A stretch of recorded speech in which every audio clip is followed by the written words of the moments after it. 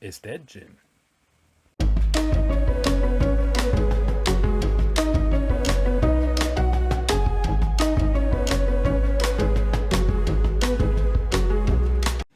Hello and welcome to another MrBetaByte video, and this one's a little bit different insofar as we're looking at a Sony Betamax SL-HF950 PAL, and this machine is dead, but it's a little bit more than just the power supply, which is this, being damaged. Very common fault with those actually is the two 4.7 microfarad bipolar capacitors go leaky, like physically, and when they short, they take the two semiconductors with them in the primary side. In this case, I think that has happened, but the owner of this is a repair, tried to put 12 volts into it with a bench power supply, and unfortunately got the polarity the wrong way around. So it's going to be an interesting one. How much damage potentially has been done, I don't know, but we'll have a look at it and see if we can get it functioning properly again. So it should be quite an interesting one. So this one's come from Rob. Hi Rob, hope all is well with you, and yeah, let's crack on. So already taken the screws out, let's take the top off, and you can see that it's an E, so it's got the multiple tuning, it's got the UBE switch on the top. I don't think this actually says E on it, but it's got the option of changing it from European to UK. On the top, the later ones had this, and this is a later one. It's got the half AA battery for backup. Let's just see if that has any life left in it. And yeah, but power supply, there it is. I'm not even going to bother powering this up. I don't see the point. I think I just need to check this power supply. Well, I need to check what happens, put 12 volts into it, see what happens. I've got another one of these boards, so I'm probably going to swap that over as well. And then in the fullness of time we'll check this board to see if there's any damage. It has actually got the voltages for the AC and the DC for the display in there as well, so I wouldn't be surprised if they're probably fried, but we'll see. Regulators at the bottom there, just about make out. So I don't know how much damage would have been done. It's a bit of a funny one because, you know, if there's ever a risk generally with kit, if there's ever a risk of reverse polarity, there's protection there, but you would never expect, like this machine will be designed to never expect reverse polarity because it's on a plug. So yeah, it'd be interesting to see how well it survived. So yeah, I'm going to take this power supply out and yeah, we'll take it from there. Okay, so power supply is out. This is obviously the mains 12 volt side. This capacitor is actually just floating about. It's not even connected to anything. It's soldered to print, but all the print's broken, so that's not a good start. And this one's actually, it's not even soldered, so that isn't going to help. I'm intrigued to see, so we've got that's the safety resistor there, so let's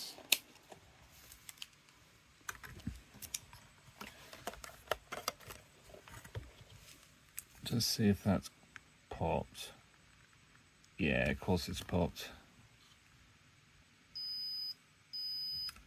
Yeah.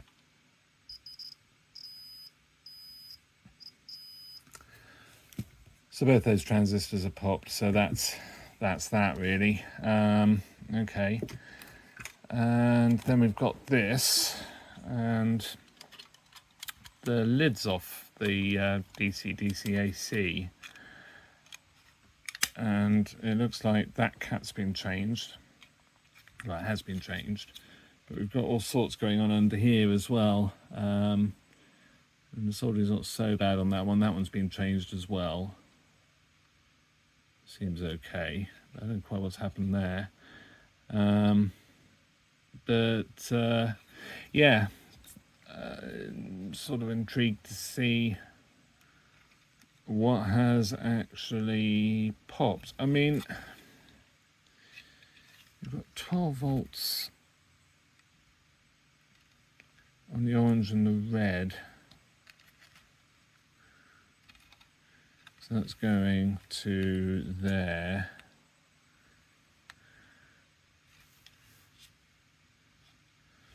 There's an inductor there. Oh, and there's that cap. So I wonder if it popped that cap. It might be fun just to put a meter across these two. They may well be okay. Yeah. Well, they're not short. I mean, that's all I'm testing at the minute.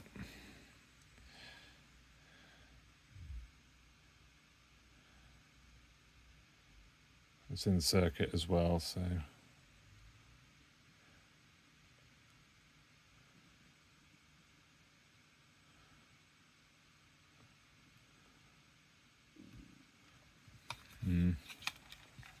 don't know. Is that another one? No.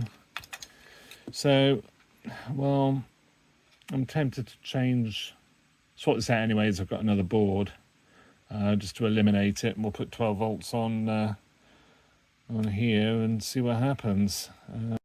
Okay, so board's on and ready to go. I've done the old trick of the component legs to make it so I can connect to the two positive and the two negative connectors on here, because you need to do that. Well, negative not so much, but the positive definitely. But well, it's done. So yeah, let's give it a try. So brown, black are the negative, and red and orange are the positive. So I don't think they're touching. So yeah, we'll put some power on and see what happens. So here it goes. I'm a bit nervous about doing this, I have to say. So we have up to 5 amps on the power supply, but we're set at about 3-ish as a cutoff. So let's give it some voltage.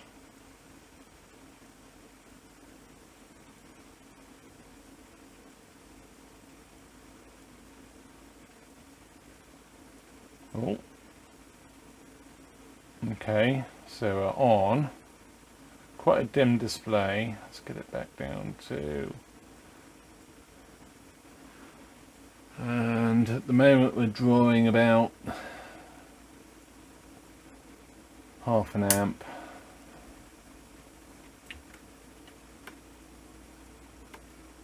Right, so that's on, and we've got the SC. That's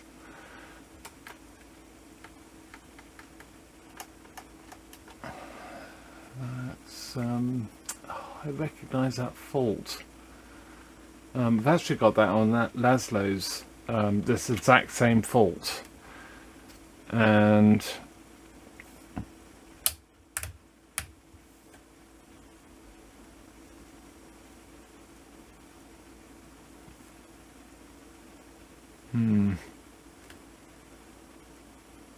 I can't remember what causes that. I've seen that before as well. Okay, well, it lights up. I mean, obviously we've got the logic sort of working. Can we set the clock? Yes, we can. But we've got no, this is exactly the same as Laszlo's. And well, I'll say it's exactly the same. Laszlo's, it will come on for a second and then go off. But you have the SC simulcast. So we are missing a rail somewhere, I think. Yeah, it could be quite fun to actually find out where that is. Yeah, like I keep saying, I've seen this before and I can't remember. Okay, well, I mean, current draw is pretty low. I mean, it doesn't really change, which is interesting. So basically we don't have a board being powered, or we don't have power going through somewhere. So okay, well, let's get the bottom cover off and just see what voltages are there.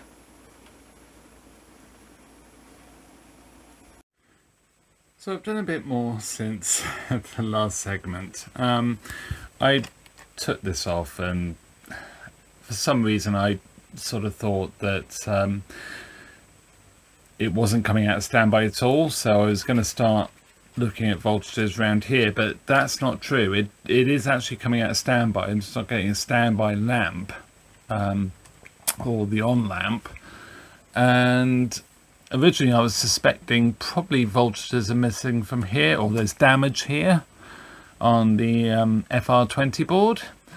This actually has a microcontroller on the back of it, so yeah, it's going to be fragile. So yeah, I'm actually going to check the voltages on here, and then we'll sort of work backwards and just see what's going on. So yeah, let's crack on. Okay, so difficult to see because this is all out. Let's just wind that gently back in. So CN 5, I think it is. We should have an ever 5 volts on, which we do have on pin 3. We've got the links and the tuner, control.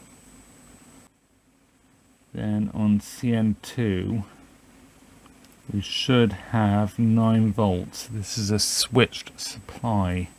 So CN2, how many pins? It is a 6 pin, so I'm assuming it's that one.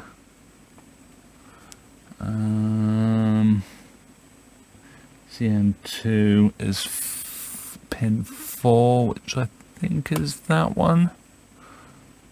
Oh, is it 1, 2, 3, 4?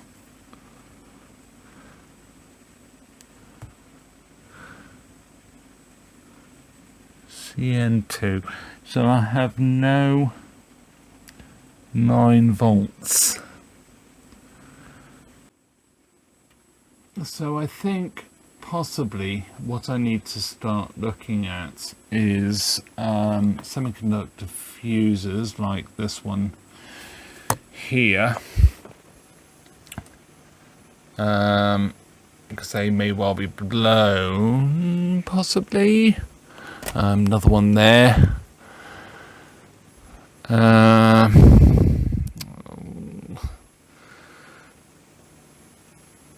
Yeah, it's going to be quite interesting, this one. So yeah, it's just, I mean, the semiconductor fuses probably will have protected the circuits beyond them. Circuits they protect, but it's what else has been damaged. Like I say, reverse polarity on this type of machine is going to cause all sorts of problems. That's warming up nicely.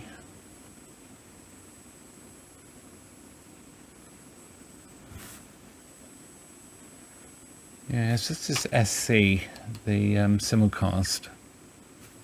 which is indicative of like a fault code.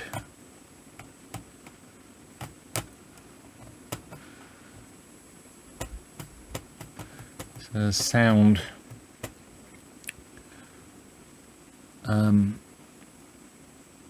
so switches are doing something, basically, or some of them are.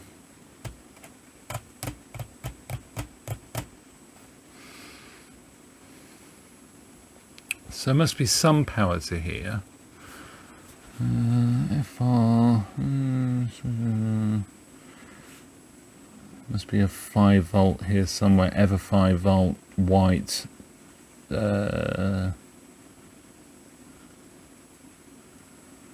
Yeah, ever 5, so that's going to be there.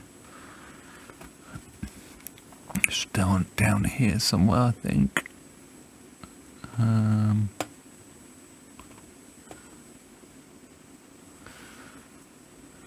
Links should be there, I think. Oh no, 4 pin, 3 pin. Yes, we've got the 5 volts there. So yeah, that's why I can set the clock and all the rest of it, but we've got no 9 volts. So we need to look at that, and because it weaves its way through the deck, I suspect there's going to be problems with semiconductor fuses. So standby, and after a bit of well, the manual I have, the power supply board is actually quite different on this compared to the manual, but I have worked it out that on CN004 blue is actually the standby trigger, which has 5 volts on it. Well, that is dropping slightly.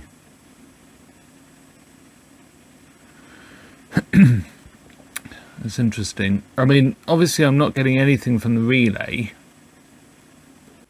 Okay, so looking at this, basically how it works is that the power on signal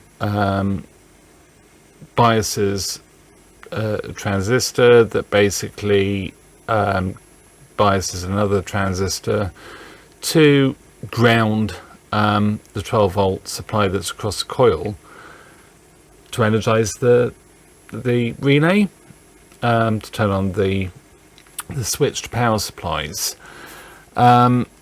There is a drop. It's going from just under 5 volts to about 3 volts, but that's not enough to actually energize or to trigger the first transistor even to then energize the relay. But that signal that comes from this board goes to every single board in the machine, and basically if one of those boards is not behaving as it should, it won't come out of standby. I think that's how I'm interpreting it. So it's the manual sort of is a bit vague that I have. It'd be nice to have some voltages on there as well, and there aren't any. So it just makes it that bit more tricky to work this out. But I think somewhere I've got a bad board. It's probably going to be obviously power related. Probably from the 12 volts, the always on 12 volt supply, because if you reverse the polarity on this, you're not going to get the relay to fire, I would hope. The relay won't trigger. Well, wouldn't. So anything with a switched power supply should be okay. But anything that's on the 12 volt rail and potentially the 5 volt rail always on could be damaged, but so far it's looking like the 5 volt rail has been fine. Next thing I'm going to check, I think, is going to be those semiconductor fuses. I have a sneaky suspicion we are going to have a few blown ones. So yeah, let's get to that board.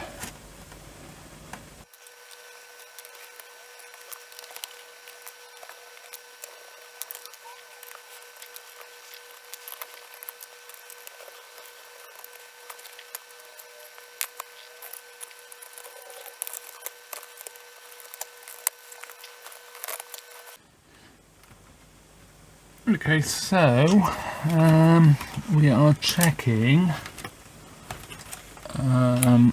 semiconductor fuse there, which is conveniently behind this cable. I can't quite see it. PSV01, and I think we have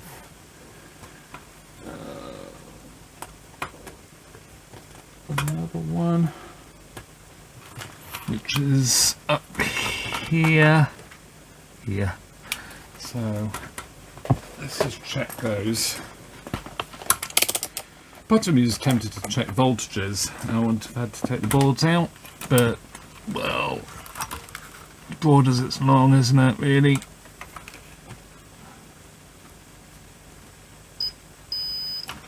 So that one's fine.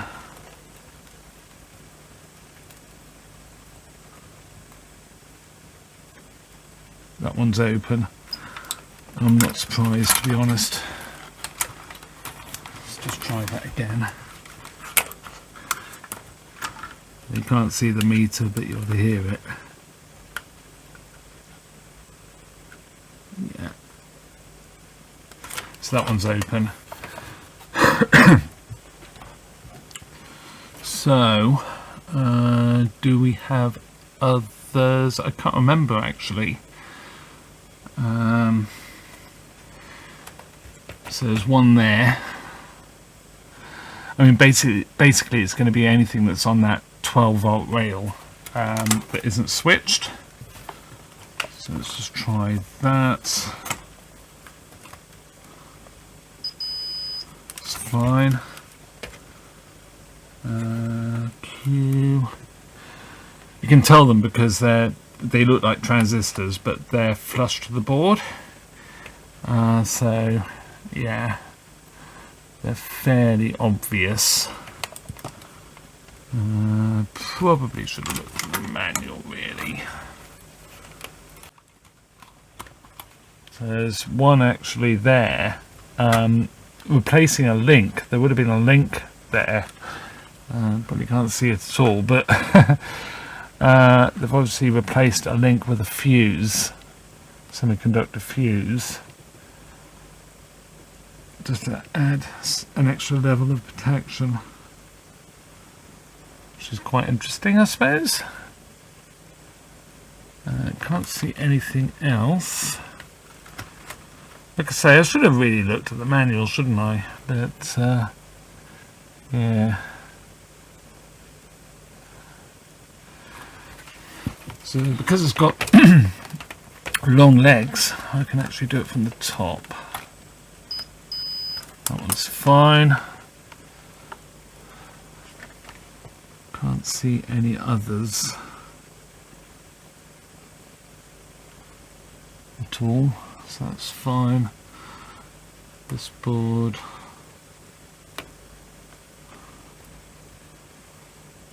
Got one there.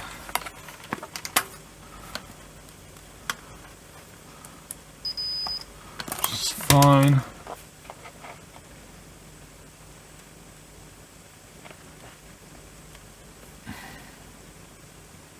So it looks like we've only got one blown semiconductor fuse, which is good. I probably do not have that value, only because I know I've only got one value. So yeah, I'll remove that one. Let's just check it again. truly open circuit. Super. Get it removed and we'll take it from there. So there were actually two. The one next to it as well, which was a bit hidden from the top, was also open circuit, and that's also an M5 250 milliamp fuses. You may be sort of thinking, well, can't you just put some sort of bridge and put a standard fuse in there? By the time a standard fuse blew, most of your circuitry would have gone. So they are super fast blow, and yeah, they really do protect the circuit, and I'm hoping that's the case in this case, but because we do have quite a lot going on.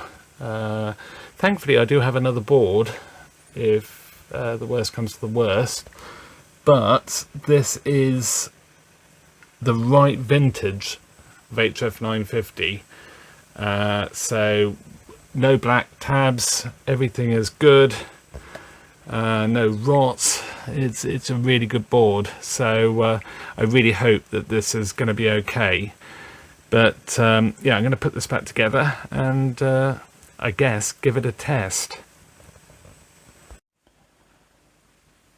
So all back together, so let's give it a go. I'm actually quite nervous about doing this. Okay. Yeah, we've got the same thing.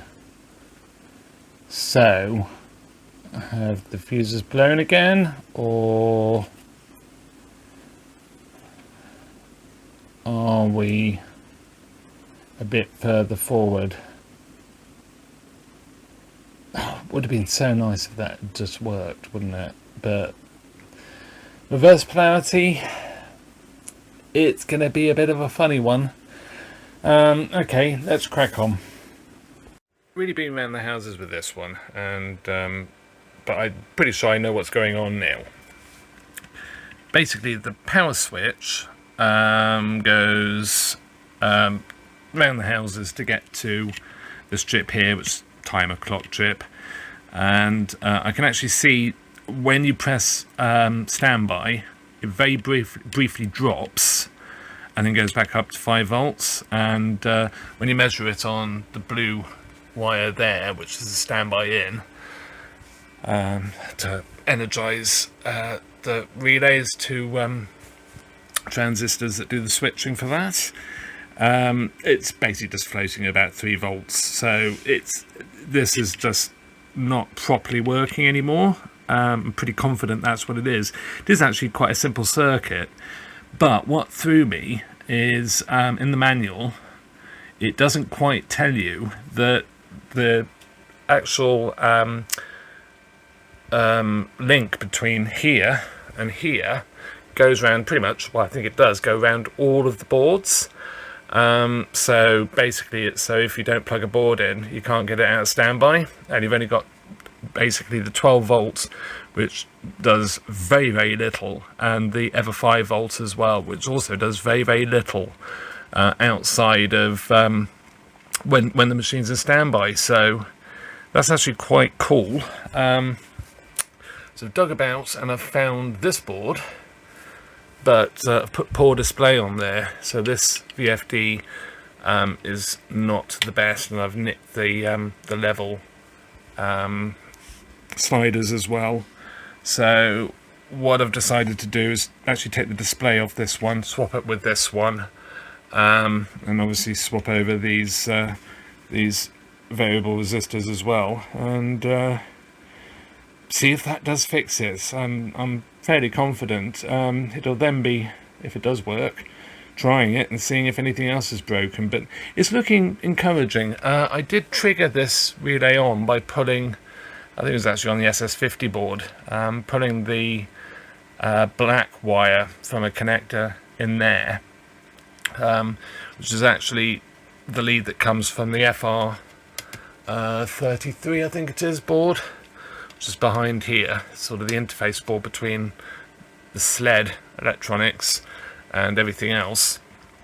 And yeah, it came on, and no smoke.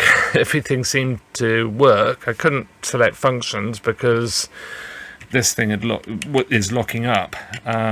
It's just not working as it should, and I'm not overly surprised, to be honest. With reverse polarity, I mean, it shouldn't have had really any voltage. I would have thought the 5-volt rail would have come up with the polarity reversed, but I don't know. It may well have, or possibly had some. Had the 12 volts across it, maybe, I don't know. Like I say, we've got the old unit there, so that's a whole new unit. This is just toast. So yeah, so I'll do all that and we'll take it from there. Old display, new display. I really don't like changing these displays. So it's mainly because the wires are just so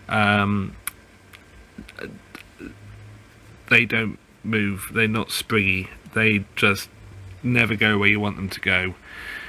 So yeah, it's sort of, I was debating whether just to change it from the ribbons, but the ribbons can be as big a pain as the display, so to sort of change the display. I know the rest of the board is good, so yeah, let's take it from there. Even if I do say so myself, I've actually done this pretty well. I hate changing VFDs. But this one actually, after a bit of a battle, I've actually managed to get it to sit quite nicely. Didn't strain any of the leads much at all, really. It's actually worked out really well. I've put the other one on, but I'm not going to bother soldering it because it's probably bad, but we'll see. Well, in the future. I did clean behind the board as well. But yeah, I'll probably give the rest of this a bit of a clean up. I've got to clean the flux off as well. I did use flux with the desoldering gun. Then we've got to put these variable resistors in. So I've desoldered them pretty much. I used some wick just to get the last bits and then swap them over. All back installed. Sorry I didn't show too much of it. I'm editing stuff and it'll be a copyright strike because I have to listen to the audio. But it's been really nice to have the accompaniment, and I will actually be putting those videos up of what I've been doing. So yeah. So let's crack on and let's give it some power. And there we go, it's working. The only slight thing I can see is we're missing the top portion of each element of display, which is interesting. I don't know quite why that is. I wonder if that was what I was thinking was wrong with the other display. It's not the display, it's the it's a chip. Not great, but it works. So shall we try opening? Eject. Well, well, we've got stuff sort of working, but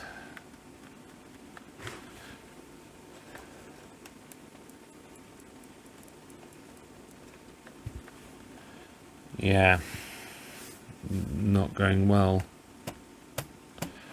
Sound. So these buttons are, the switches are sort of doing something now. Let's see the tuners come alive.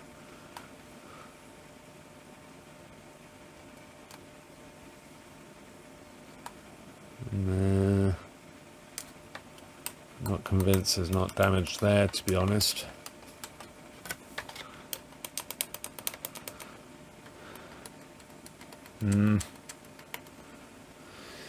Yeah, okay. Oh, it is, well, I don't quite see that. It is flashing.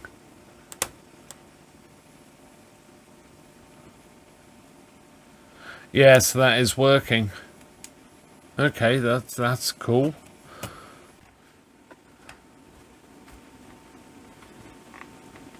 Oh, okay. Well, it's a bad joint. It's a bad joint on the chip. Oh, I can live with that. I can see that.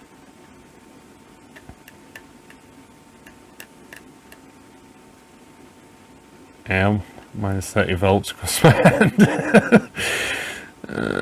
Yeah, okay. So I can fix... Oh, yeah, it's actually quite bad. Okay, so I can fix that. That's easy. Is it the chip? Or is it the ribbon? Seems to be a bit of everything.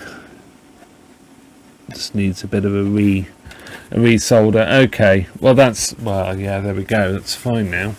So, but we don't have any sort of movement on the deck. So that's not great. I was really hoping we might actually have got a lot further than we have.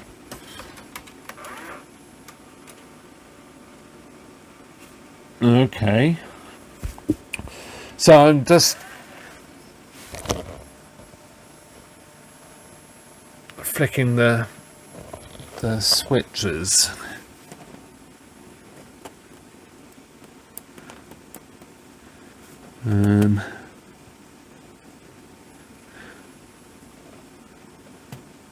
It thinks there's a tape in.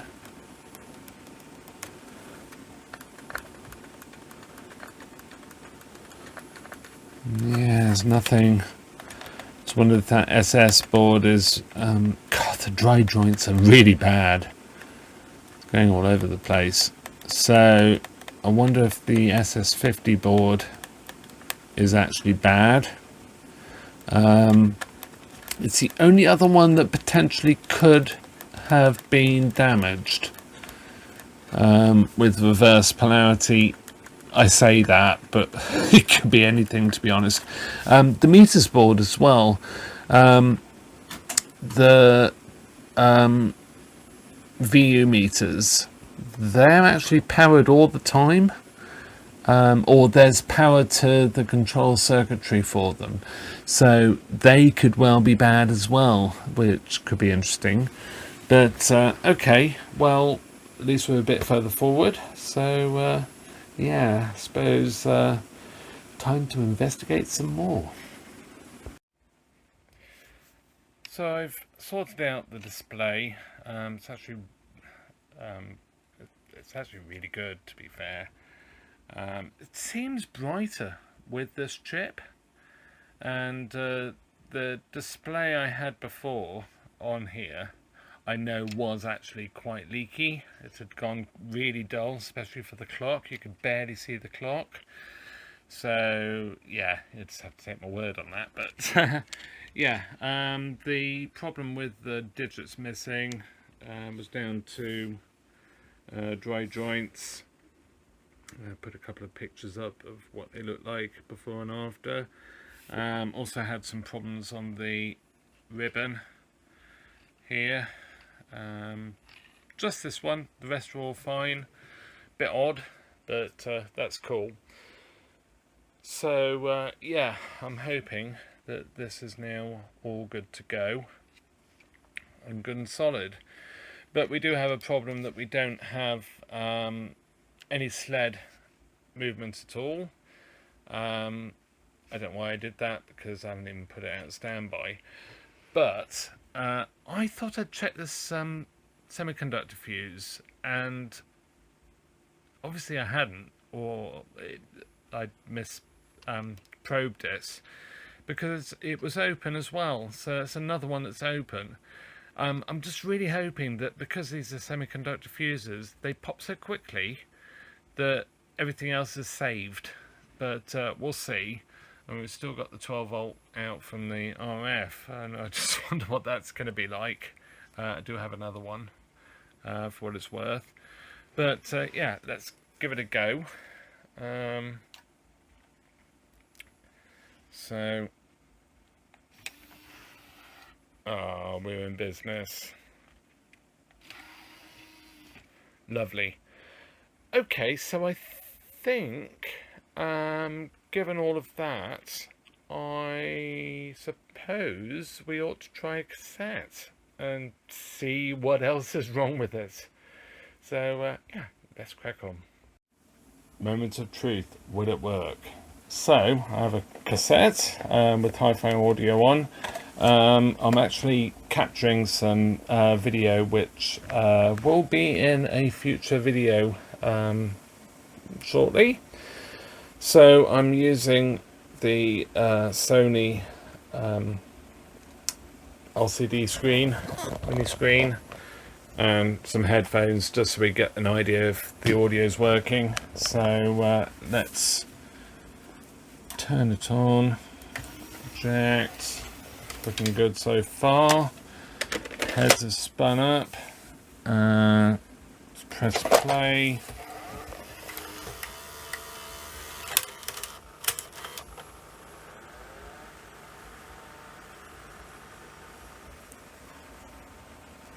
And there we go. That's great. We've got audio. You can hear that.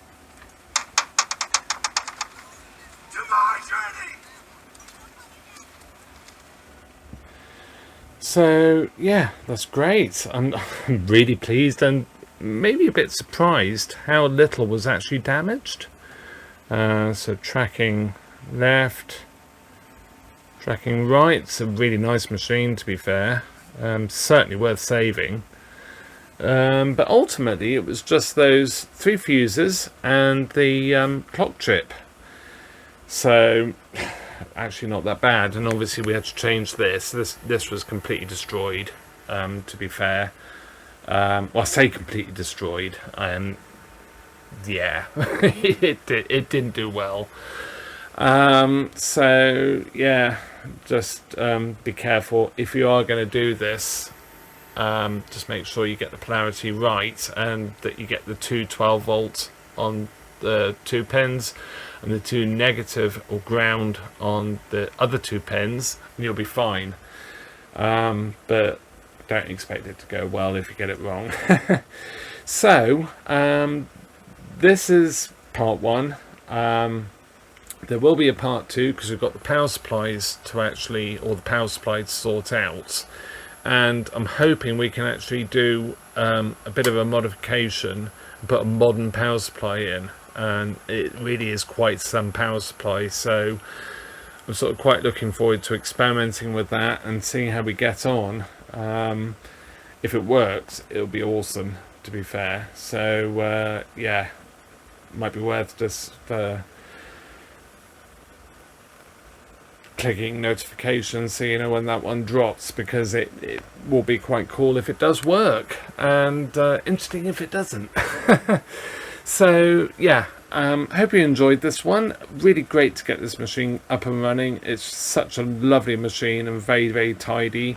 We'll also in part 2 look at the drum, the heads, give it a clean and just check it through, make sure it's okay. But I'm really happy about that, and we'll see about this RF output as well. Just plug that into a TV and see if it actually still works. Not that anybody really uses the RF out, but like I said before, it's actually, if you've got a TV that will accept RF in, this is actually not a bad way to play back Betamax tapes. Maybe not so much on this unless you've got a separate amp, but yeah, it's just because the TV will remove all the noise, and you know it'll process the signal, So it can actually look really good doing it that way. It's my humble opinion. But yeah, so I hope you enjoyed this one. Something totally different. It's something you wouldn't come across normally.